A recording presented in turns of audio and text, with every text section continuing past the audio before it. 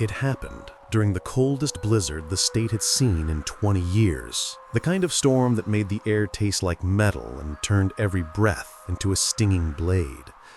But the storm itself wasn't the scary part. Not even close.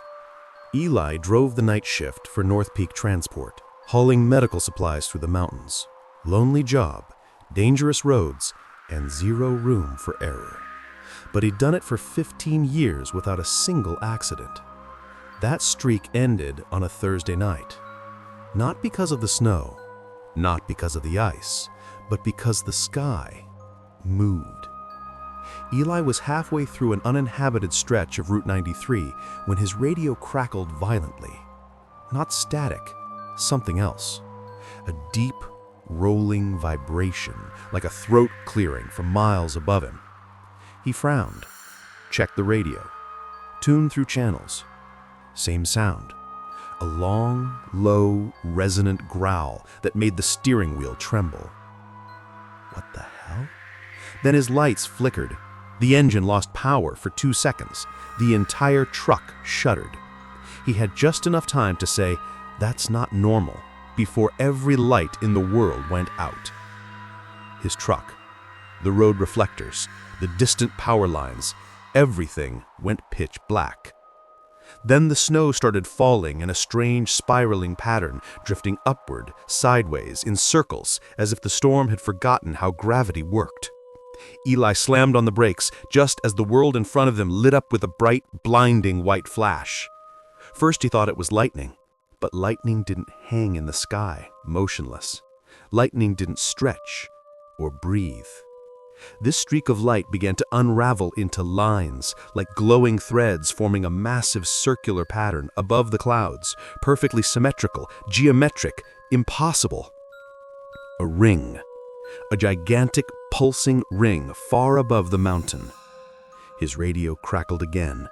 This time the sign wasn't a vibration, it was a voice. Multiple voices speaking at once. Some high, some deep. Some whispering, some screaming, all layered, open, open, open. The ring in the sky split open down the middle, revealing something inside the clouds. A huge, shifting silhouette. Not an aircraft, not a creature. Something between both. And it was descending, fast. Eli panicked, floored the truck, and sped through the snow-blind darkness. The sky beast lowered behind him, its glow illuminating the mountainside like a ghostly sunrise. But the road ahead began to change. The asphalt rippled, the yellow lines bent, the snow rose like waves. His headlights revealed the road reassembling into shapes, twisting, curling, rearranging itself, like the world was glitching. Eli swore and tried to turn around, but the entire landscape was changing around him. The trees elongated, stretching like shadows. The guardrails melted into the snow. The mountainsides twisted like they were breathing. Everything was being rewritten. Then the radio hissed violently, and a new voice cut through. "Vehicle marked. Do not stop." He stared at the radio in horror. That wasn't a human voice. It was digital, cold, authoritative. His truck dashboard lit up with warnings he'd never seen before. Object tracking. Do not exit vehicle. Sky door, incoming. "What sky door?" he screamed. He didn't get an answer. The ring above him suddenly fired down a column of blinding white light, wide enough to swallow a football field. It struck the trees behind him, and everything it touched lifted. Not flew, lifted, as if weight no longer existed. Entire pine trees ripped out of the ground silently, soil and snow trailing behind like drifting ash. The beam reached the road. Cars, frozen, abandoned, were pulled upward like toys. Eli's truck lurched hard, the trailer lifting inches off the ground. He slammed the throttle, engine screaming.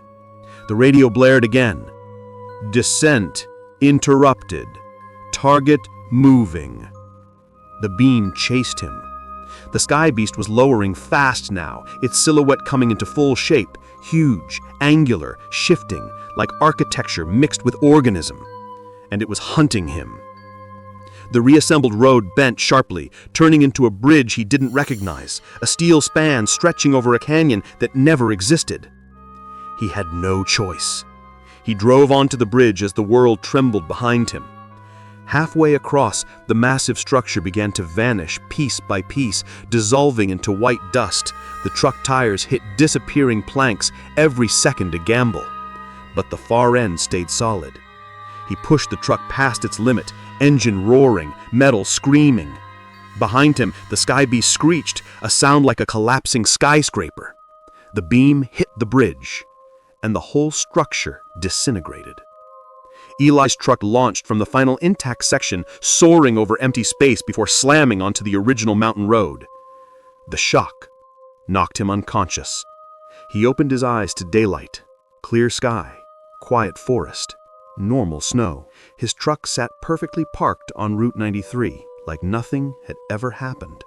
Except for one thing, carved into the windshield in long, perfect, glowing lines that faded as he stared. "We will open the sky again." The first snow of December fell earlier than anyone expected.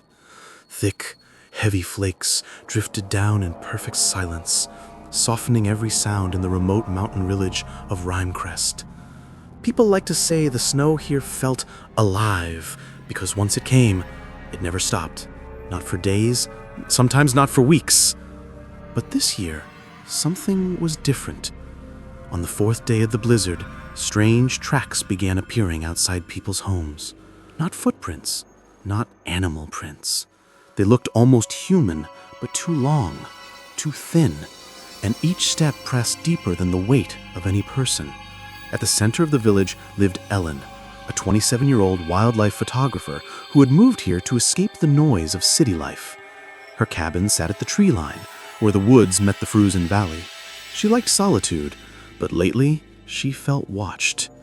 Even with her curtains closed, she swore she felt eyes on her. On the sixth night of the storm, she heard something she had never heard before. A slow, dragging sound across her porch. Skirk, skirk, skirk. She froze. Her breath clouded in front of her face, even inside the room. The fire had burned out hours ago. She checked the clock. 3:12 a.m. Then came 3 knocks. Not on the door, not even on the wall. On the window. Elin didn't move. Another knock. Then a long, high-pitched whine, like wind squeezing through a narrow crack. Except her windows were sealed tight. She forced herself to look. In the frost on her window was the faint outline of a handprint. Long fingers, a palm too narrow, too tall to be human. And behind the frost, she saw movement. A tall, crooked silhouette leaned close, its head twitching in short, unnatural jolts. She stumbled back, grabbed her camera, not as a weapon, but out of instinct. She snapped a photo, the flash lighting up the window. For half a second, she saw it clearly. A face pressed against the glass. Pale, stretched, no lips, just a mouth that spread too far, filled with teeth like tiny icicles. Its eyes were black slits, but the pupils shone white, reflective, like fresh snow. She screamed and dropped her camera. The creature jerked its head sideways, almost curious, but then the flash frightened it. It pulled back, vanishing into the blizzard with a sound like cracking ice. She didn't sleep the rest of the night. At dawn, she ventured outside, against her better judgment, to check the tracks, and they were everywhere. A ring of steps circled her cabin completely, never breaking, as if something had walked around and around her home for hours. Then she saw something worse. Her camera, still on the porch where she had dropped it, had taken an extra picture, a blurry one. It wasn't of the creature, it was of her own face sleeping in her bed. Elin felt the blood drain from her body. She lived alone, and the angle of the photo came from inside the cabin. Suddenly she heard that same dragging sound from the night before. Behind her, coming from the tree line. Skirk, skirk, skirk. The creature stepped out of the snowfall, tall and terrible, its skin blending with the storm, but now it had something in its hand. Her cabin keys. Elin ran. She didn't think, she didn't look back. She sprinted down the main road towards the center of the village as the blizzard swallowed her. Every few steps she heard the dragging behind her. Faster now. Skirk, skirk, skirk. She reached the first house, banged on the door, screamed for help. No answer. She slammed on the next house. And the next. Nothing. Every window was dark, every chimney cold, every door locked. The entire village felt abandoned. When she turned around, the creature stood just a few feet away, breathing heavily, watching her with those snow-white eyes. It raised a clawed finger and pointed upward. Elin looked up, and for the first time she understood. There, on every rooftop, stood more of them, silent, still. Dozens, all watching her. She realized the truth too late. In Rhymecrest, it wasn't that the snow felt alive. It was alive. The villagers hadn't been hiding inside. They were gone, taken during the storm. And now the storm wanted her too. The last thing Elin felt was the snow tightening around her ankles, climbing up her legs like fingers made of frost, pulling her down as the creatures descended. In the morning, the blizzard passed. The village looked peaceful, untouched. Only one new thing appeared in the snow. A single, long, thin footprint leading towards the forest. Every winter, tourists flocked to the Aurora Ice Retreat, a luxury hotel carved entirely from ice and rebuilt every year. It was famous, beautiful, and expensive. But the staff kept one secret. The hotel always froze itself around something buried in the foundation, something they were not allowed to touch. And this year, that something woke up. Mira, a college student, booked a week at the famous ice hotel so she could live stream the Northern Lights. Her room was sleek, crystalline, and glowing with soft blue LED strips under ice walls.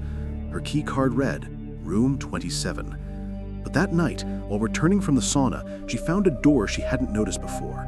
A door made of black ice, unlike the rest of the hotel. No handle, no number, just frost forming in a circular pattern. As Mira walked past, her key card flickered in her hand, its digital display glitching. For half a second, it flashed, Room 0. She laughed nervously and kept walking, but when she reached Room 27, her key didn't work. She tried again, nothing. Then a hotel staff member appeared behind her so quietly she jumped. You're not supposed to be on this floor. But my room is... The woman stepped closer, too close. Go back downstairs, now. Her voice didn't sound like a request. Mira went back to the lobby, unsettled. The receptionist gave her a new key, one that worked perfectly. As Mira stepped into her room, she glanced out the hall window. The staff woman who warned her, she was still standing in the same place, staring at Room 0. Not moving, not blinking, like a statue. At 3:14 a.m., Mira awoke to a soft sound. Not footsteps, not breathing. Whispering, coming from behind her wall. Impossible. Her room was made of solid ice. The whispering grew louder, like someone speaking through layers of frost. Cold, cold, let me in. Mira bolted upright. The LED lights under the ice flickered, one by one, forming a trail leading back toward the hallway. Then her keycard glowed again. Nope, Mira whispered, grabbing her boots. She opened her door. The hallway was colder, much colder. Her breath formed thick clouds. Frost grew across the floor like fast-moving cracks. The trail of flickering LEDs led straight to the black ice door. And this time, the door had a handle. Against her better judgment, but drawn by something she couldn't explain, Mira touched the handle. It burned her palm with biting cold. The door opened by itself. Inside the room was unlike anything else in the hotel. No lights, no furniture. Just a hollow chamber made of jagged black ice, pulsing faintly like a heartbeat. Something was frozen in the center, human-shaped. Face pressed against the ice, eyes wide open, mouth open, whispering. cold, cold. Let me in. Mira stumbled back, footsteps behind her. She spun around. It was the staff woman, except now she could see her face clearly. Her lips were blue, her skin was cracking like ice. Her eyes were solid white. "You shouldn't be here," the woman said, voice breaking like frozen glass. "It's waking up." "What is?" Mira cried. The woman opened her mouth to answer, but the ice chamber cracked violently. A deep groaning sound filled the room. The frozen figure's arm twitched, then the ice exploded outward. A blast of freezing air hurled Mira into the hallway. She slid across the floor, choking as the temperature plummeted. The black ice door slammed shut between her and the staff woman. She heard her scream. Then, silence. The hallway lights died. The walls frosted over. The temperature dropped so fast Mira felt her skin burning from cold. Then a shape appeared in front of her. Tall, human-like, glowing faint blue from within the ice that wrapped around its body like armor. Its face was the worst part. It had none, just a smooth, hollow mask of ice. But its mouth, a long crack, opened. A whisper crawled into her ear. "You opened my door." Mira ran, but every hallway twisted into another hallway. Every turn led her deeper into the hotel. The walls were changing, reshaping themselves into a maze of mirrors made of ice. Behind her, footsteps. Not heavy, not loud, just quick, sharp ticks of ice on ice. Getting closer. Mira burst into the main lobby, except it wasn't the lobby anymore. The entire hotel had transformed into an enormous frozen labyrinth, ceiling replaced by a swirling storm that churned just above her head. The creature stepped into the room. The temperature dropped again. Mira's eyelashes froze. Her breath crystallized. It raised its hand. The air around her solidified into ice chains. Desperate, Mira grabbed the only heat source near her, a decorative oil lamp beside a sculpture. She threw it. The lamp shattered at the creature's feet. Oil splashed. Fire ignited across the ice. For the first time, it screamed. The ice cracked, melted, shattered.